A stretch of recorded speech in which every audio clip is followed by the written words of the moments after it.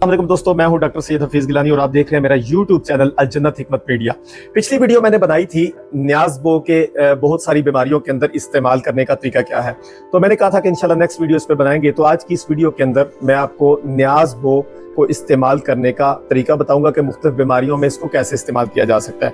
हमारे यहाँ अमूमी तौर पे आपको पता है जब भी मौसम तब्दील होता है तो थ्रोट इन्फेक्शन, गले की शिकायत अक्सर लोगों को रहती है। जी रेशा आ रहा है, गला ख़राब है, गले के अंदर जो है वो खराश पैदा हो रही है।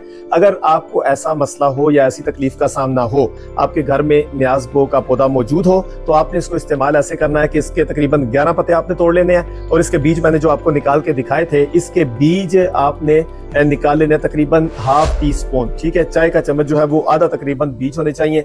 उनको बीजों को इनके पत्तों के साथ आप अच्छे तरीके से किसी ओखली के अंदर, किसी खरल के अंदर आप अच्छे तरीके से खरल करेंगे और उसके जो है वो पानी निकलेगा या उसकी चटनी सी जो बन जाएगी, उसके अंदर आप तकरीबन 1 चम्मच, जिसके साथ हम मतलब बड़ा चम्मच जो होता है उसको डाल के, शहद को, बेरी का शहद डाल दे तो बहुत अच्छी चीज़ है। अगर नहीं मिलता तो कोई भी शहद जो खालिस आपके पास मौजूद हो उसको डालें और उसके साथ उसको मिक्स करें। ये एक लऊक सा बन जाएगा, ठीक है, इसको आराम से चाटा जा सकता है। तो ये बार बार सुबह, दोपहर, शाम या दिन में 4 मरतबा इसको आप थोड़ा थोड़ा करके चाट लेंगे।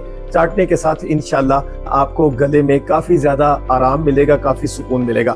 दूसरे नंबर पे इसका इस्तेमाल हम देखते हैं कि हम इसको ऐसा जो कहते हैं हाथ पाँव के अंदर जलन है, जो लोग कहते हैं हेपेटाइटिस बी और सी का या जॉन्डिस का शिकार है, क्या वो भी इसको इस्तेमाल कर सकते हैं? बहुत सारे मर्दों के अंदर जरियान इस्लाम की शिकायत होती है, क्या वो भी इसको इस्तेमाल कर सकते हैं? तो बिल्कुल उसका इस्तेमाल भी किया जा सकता है। उसके इस्तेमाल का तरीका ये है, आप इसके बीज जो ब्लैक सीड है इसके मैंने निकाल के दिखाए थे, वो आप ले लेंगे, तकरीबन आप 1 चम्मच वो ले लेंगे। और तुख्मे मलंगा जिसको हम कहते हैं, तुख्मे रेहान और तुख्मे मलंगा, ये दोनों बराबर वजन लेके आप इसका सफूफ पाउडर बना लेंगे।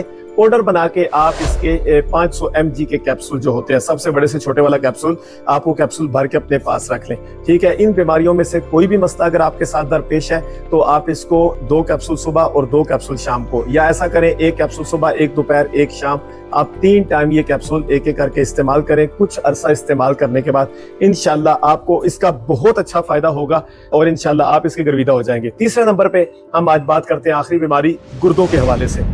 किडनी डिजीजेज आपको पता है आम है, ठीक है। लोगों के किडनीज फेल हो रहे हैं, अच्छी खुराक ना होने की, अच्छा पानी ना होने की वजह से बहुत सारे लोग डायलिसिस पे चले गए हैं।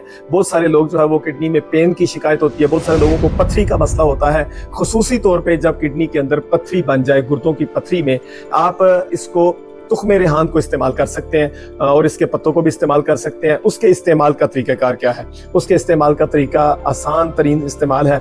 अगर आप इसके पत्तों को इस्तेमाल करना चाहते हैं, इब्तदाई तौर पे सिर्फ पत्तों को आप इस्तेमाल करें। और पत्तों को इस्तेमाल करने का तरीका क्या है? आप इसके 7 पत्ते लेंगे और आप इसको खरल के अंदर या ओखली के अंदर या चटुवटा, जो भी अपनी जुबान में आप उसको कहते हैं, उसके अंदर उसको अच्छे तरीके से पीस लेंगे, कूट लेंगे। कूटने के बाद उसके अंदर शहद इस्तेमाल कर, शहद थोड़ा सा डाल के आप उसको चाट के इस्तेमाल करेंगे। खाएंगे नहीं, बल्कि हल्का सा जुबान पे लगा के या चम्मच के साथ लगा के उसको चाटेंगे।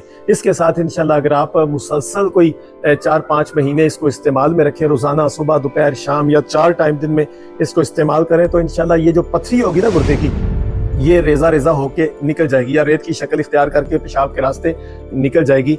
आप इस तरह से इसको इस्तेमाल कर सकते हैं। अगर आप किसी भी बीमारी के अंदर इसको इस्तेमाल करना चाहते हैं और ये उस बीमारी में फायदेमंद साबित हो सकता है, तो आप कमेंट्स में हमारे साथ बात कर सकते हैं। इंशाल्लाह हम आपको बगैर किसी फीस के आपको इंशाल्लाह एक अच्छा मशवरा देंगे। अल्लाह ताला सब बीमारों को शिफाए कामिला अता फरमाए।